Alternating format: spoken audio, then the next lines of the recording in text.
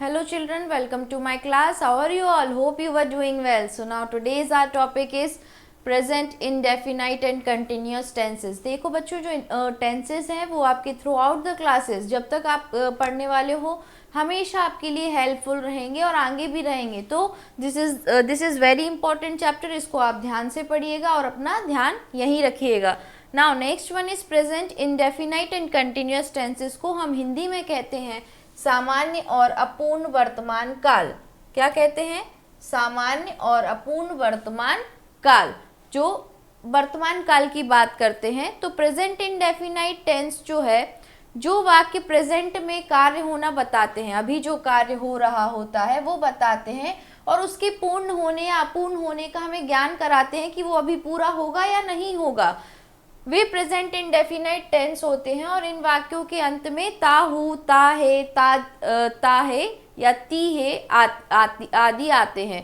जैसे कि affirmative sentences में आई गो टू स्कूल, तो मैं स्कूल जाता हूँ. ही ओपन्स द डोर, वह दरवाजा खोलता है. दे प्ले क्रिकेट, वे क्रिकेट खेलते हैं.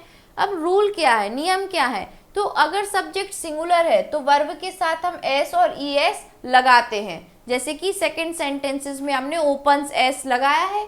नाउ सब्जेक्ट यदि प्लूरल हो, अगर प्लूरल है एक से ज़्यादा और आई या यू हो तो वर्ब की केवल हम फर्स्ट फॉर्म को ही यूज़ करते हैं. जैसे कि फर्स्ट सेंटेंसेस में किया है हमने आई गो टू स्कूल और दे प्ले क्रिकेट. तो गो और प्ले ये वर्ब का क्या है? फर्स्ट फॉर्म है. हमने पहले भी वर्ब के तीनों फॉर्म्स को फर्स्ट सेकेंड थर्ड फॉर्म अच्छे से पढ़ा हुआ है. नाउ अगर नेगेटिव सेंटेंस की बात होती है तो I do not go to school, मैं स्कूल नहीं जाता हूँ. और he does not open the door, वो डोर नहीं वह दरवाज़ा नहीं खोलता है. और they do not play cricket, वे क्रिकेट नहीं खेलते हैं.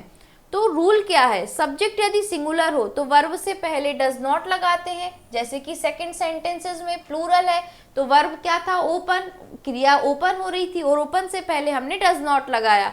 लेकिन अगर सब्जेक्ट प्लूरल है अथवा या आई या यू का यूज हो रहा है तो वर्ब से पहले ही हम क्या लगा देते हैं? डू नॉट लगा देते हैं. जैसे वर्ब यहाँ पे क्या है? फर्स्ट सेंटेंस में गो, तो गो के पहले ही क्या लगा दिया? आई do not. Same in the third sentence verb क्या है हमारा यहाँ पे? प्ले, खेलना, और प्ले के पहले ही हमने क्या लगा दिया? Do not. Clear? So this is the basic rule. Now next one is interrogative sentences, जो हम सवाल पूछते हैं. तो do you go to school, तो क्या तुम स्कूल जाते हो? Does he not open the door, क्या वह दरवाजा नहीं खोलता है? और do they not play cricket, क्या वे क्रिकेट नहीं खेलते हैं? ये सब सवाल पूछे. तो अगर सब्जेक्ट सिंगुलर है तो वाक्य को हम किससे आरंभ करेंगे? डज से करेंगे. और वर्ब की भी हमेशा फर्स्ट फॉर्म का ही प्रयोग करते हैं, जैसे कि हमने इस सेंटेंस में किया. ओपन, ओपन वर्ब का फर्स्ट फॉर्म है. और सब्जेक्ट अगर प्लूरल है जैसे कि आई या यू है तो वाक्य को हम किससे आरंभ करते हैं? डू से करते हैं. और डू से आरंभ करने के साथ वर्ब की कौन सी फॉर्म आती है? फर्स्ट फॉर्म आती है. जैसे कि गो वर्ब का फर्स्ट फॉर्म है और डू से शुरू किया है. Do you go to school.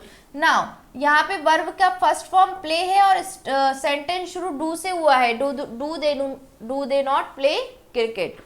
Now next one is interrogative sentence. तो when do you play cricket, तुम क्रिकेट कब खेलते हो? वेयर डज ही लिव, वह कहाँ रहता है? और why do you not go to office, तुम कार्यालय क्यों नहीं जाते हो? तो नियम क्या है? कुछ इंटेरोगेटिव वाक्य ऐसे होते हैं जिसमें बीच में प्रश्नवाचक शब्द हो, जैसे कि कब, कहाँ, कैसे, क्यों आदि का प्रयोग होता है. और इस प्रकार के वाक्यों को ही हम प्रश्नवाचक शब्द के अंग्रेजी से आरंभ करते हैं. जैसे उपरोक्त वाक्यों में हमने किया when, where, why. When, where, why को इंग्लिश में कब, क्या हिंदी में क्या बोलेंगे? कब, कहाँ और कैसे. इसके बाद अगर सिंगुलर नंबर कर्ता से पूर्व डस का प्रयोग होता है, अगर हम डस को यूज कर रहे हैं तो प्लूरल नंबर अथवा आई और यू पहले डू का प्रयोग करते हैं. आई और यू के साथ हम डू का प्रयोग करते हैं और सिंगुलर नंबर में डस का यूज करते हैं. और अगर कोई नकारात्मक वाक्य है तो उसके बाद में हम नॉट का प्रयोग करते हैं, जैसे कि हमने थर्ड में किया कि why do you not go to office. Now सभी वाक्यों में वर्ब की फर्स्ट फॉर्म का ही प्रयोग हम करते हैं. वर्ब का हमेशा फर्स्ट फॉर्म ही हम यूज करते हैं. नाउ नेक्स्ट है प्रेजेंट कंटिन्यूअस टेंस. तो अपूर्ण वर्तमान काल को हम समझते हैं.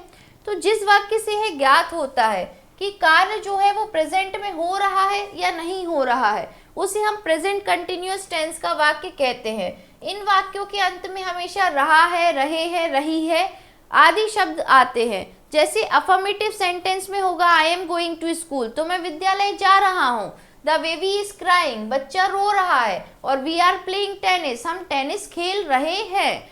तो सिंगुलर सब्जेक्ट के साथ इसका प्रयोग होता है। सिंगुलर अगर एक पर्सन है, लेकिन आई के साथ हमेशा एम का यूज होता है। और प्लूरल सब्जेक्ट में और यू में हमेशा क्या यूज होगा, आर का यूज होता है। वर्ब की फर्स्ट फॉर्म के साथ हम क्या लगाते हैं यहाँ, आईएनजी, क्योंकि एक्शन चल रहा होता है, खत्म नहीं हुआ होता है। और इन वाक्यों में एम इज आर का प्रयोग सहायक क्रिया हेल्पिंग वर्ब के रूप में किया जाता है, जिसका मुख्य क्रिया मेन वर्ब से पहले होता है। जैसे नेगेटिव सेंटेंस है I am not going to school, तो मैं विद्यालय नहीं जा रहा हूँ। The baby is not crying, तो बच्चा नहीं रो रहा है। और we are not playing tennis, तो हम टेनिस नहीं खेल रहे हैं। अब नियम क्या है, नेगेटिव सेंटेंसेस में जो हेल्पिंग वर्ब है और मेन वर्ब है उनके बीच में हमेशा हम क्या लगाते हैं, नॉट का प्रयोग करते हैं। जैसे यहाँ पे इज और क्राइंग के बीच में नॉट का प्रयोग है, आर और प्लेइंग के बीच में नॉट का प्रयोग है। नाउ नेक्स्ट है हमारा इंटेरोगेटिव सेंटेंस। हम इंटेरोगेटिव सेंटेंस कैसे बनाते हैं, तो are you not going to school, तुम स्कूल नहीं जा रहे हो। Are the students making noise, क्या विद्यार्थी शोर कर रहे हैं। Am I not telling the truth, क्या मैं सच नहीं बोल रहा हूँ। और इज ही प्लेइंग टेनिस, क्या वह टेनिस खेल रहा है। तो इस प्रकार के इंटेरोगेटिव वाक्यों में एम, इज या आर का प्रयोग वाक्य के आरंभ में ही होता है, शुरुआत में ही हम प्रयोग करते हैं। अब इंटेरोगेटिव सेंटेंस है जैसे कि where is the thief hiding, तो चोर कहाँ छिप रहा है। Why are you not telling the truth, तुम सच क्यों नहीं बोल रहे हो। How are you looking after your dog, तुम अपने कुत्ते की देखभाल कैसे कर रहे हो। और why are the players not taking rest, खिलाड़ी आराम क्यों नहीं कर रहे हैं। तो जिन इंटेरोगेटिव वाक्यों में हम क्या यूज करते हैं, कहाँ, क्यों, कैसे आदि प्रश्नवाचक शब्दों का जब प्रयोग करते हैं तो वाक्यों के बीच में होता है। उनमें सबसे पहले इन शब्दों की हम इंग्लिश लिखते हैं और उसके बाद सहायक क्रिया इज एम आर का हम प्रयोग करते हैं। और तथा कर्ता के पश्चात मुख्य क्रिया का कैसा होता है, आईएनजी फॉर्म। जैसे आपने देखा होगा लुक का क्या फॉर्म यूज किया है, लुकिंग, आईएनजी फॉर्म वर्ब का। टेल का आईएनजी फॉर्म टेलिंग।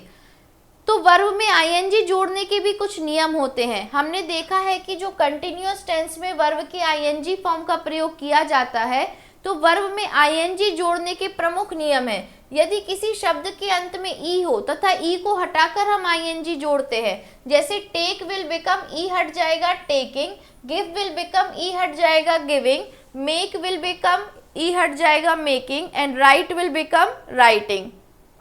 यदि क्रिया के शब्द के अंत में कोई व्यंजन है, व्यंजन मीन्स कॉन्सोनेंट है, ए ई आई ओ यू को छोड़कर हमारे कोई भी 21 लेटर्स हो और उसमें पहले कोई स्वर हो, ए ई आई ओ यू हो, उसके पहले कोई जैसे कि यहाँ पे डी है, डी कॉन्सोनेंट है और इसके पहले अगर ए है तो अंतिम अक्षर को 2 बार लिखते हैं। तो जो लास्ट वर्ड होता है उसको हम 2 बार लिखते हैं। जैसे रन है तो आर यू एन, यू क्या है, वोवेल है, एन क्या है, कॉन्सोनेंट है। तो अब हम इस कॉन्सोनेंट को 2 बार लिखेंगे तो आर यू डबल एन हो जाएगा, देन आईएनजी लगाते हैं। इसी तरीके से dig will become digging, put will become putting and swim will become swimming.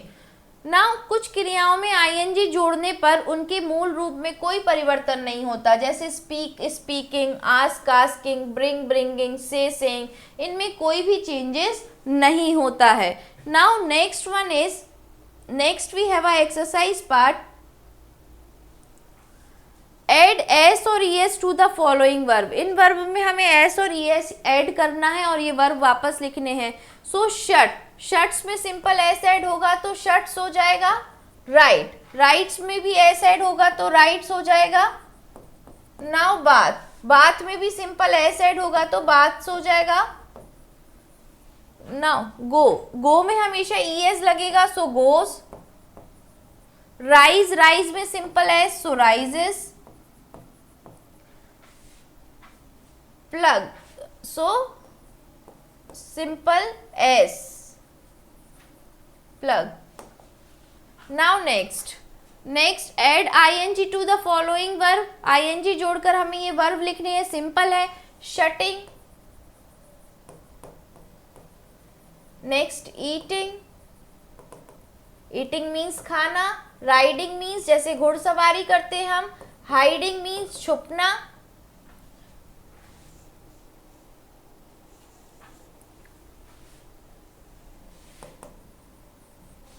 riding, hiding.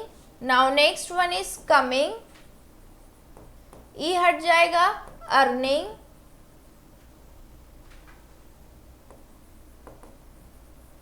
feeling और laughing. Clear? Now next one is change the following affirmative sentences into negative, negative में not का use होगा. So first one, I am playing football, I am not playing football, I am not playing football. Now they do not eat chocolates, so they, ये do not हमेशा इसमें add ही है तो हमें कुछ ऐड नहीं करना, इसका होना चाहिए था they eat chocolates, they eats chocolate. Change the following affirmative sentences into negative sentence, ये सेंटेंस सही है, एज इट इज रहेगा. He is fighting, so he is not fighting.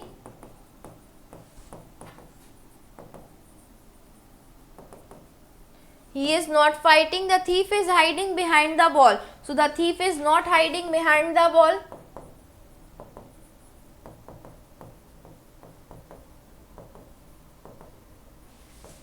Not hiding behind the wall मतलब दीवार के पीछे चोर नहीं छुपा हुआ है. Now next, the dogs bark, the dogs not bark, do not bark, do not bark मतलब भौंकते नहीं है. Now he rides a horse, so he does not ride a horse.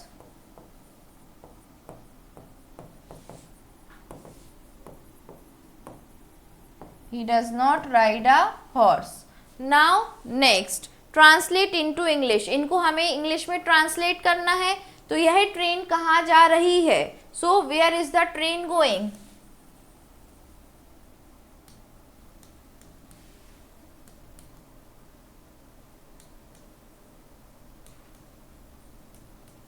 Now चपरासी घंटा नहीं बजाता है.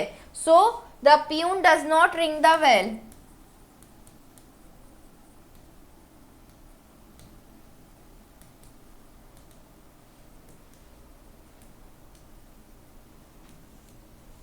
नाउ क्या लड़के अपना पाठ याद नहीं कर रहे हैं? So are the boys not learning the lesson?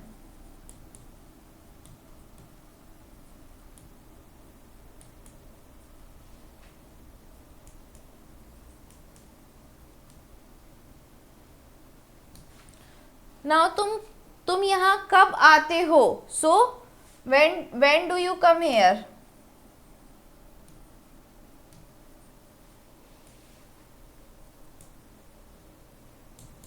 Next question mark, क्या तुम स्कूल जा रहे हो? So are you going to school?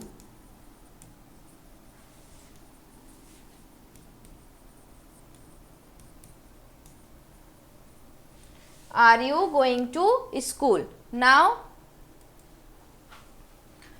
Hints क्या है? पाठ याद करना means to learn the lesson. चपरासी को इंग्लिश में हम प्यून बोलते हैं और घंटी बजाना को हम क्या बोलते हैं? Ring the bell.